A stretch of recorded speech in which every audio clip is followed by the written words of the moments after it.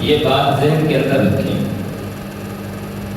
مرد حضرات خواتین کو زیور دے کر دیتے ہیں، اور چونکہ آج کل جس طریقے کے حالات ہیں، پہلے بھی اس طرح لوگوں کے پاس پیسہ کم تھا لیکن زیور بہت قیمتی ہوتا ہے۔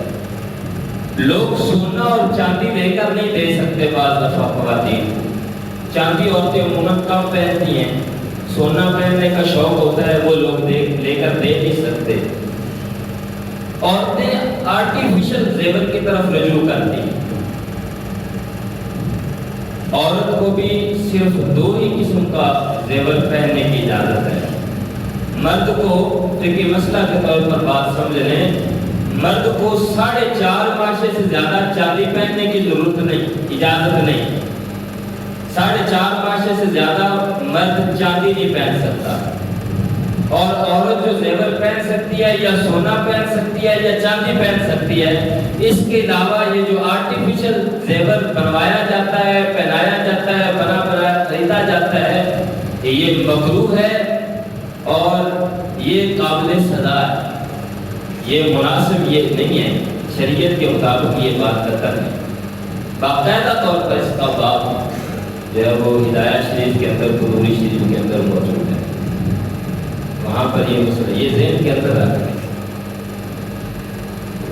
زیور وہی اچھا جس کی قیمت ہو۔ زیور خواتین کے پاس ہوتا ہے تو اس کی زکوٰۃ نہیں دیتی۔ اس کے بعد اچھے بڑے کاروباری لوگ اپنے کاروبار سے، اپنے پیسے سے زکوٰۃ نہیں دیتے، گھر کے زیور کی طرف توجہ کیا جائے، وہ تو بڑی دور کی بات ہے۔ اگر اللہ تعالیٰ طاقت عطا فرماتا ہے، زیور ہے اور سونا اور چاندی دونوں ہیں، اگرچہ سونا آدھا تولہ ہے اور چاندی کو 1 تولہ ہے، تو پھر بھی 52.5 تولے چاندی کا حساب لگایا جائے گا۔ ابھی تازہ ترین ریٹ کے مطابق تقریباً 2600 روپیہ ریٹ ہے چاندی کا۔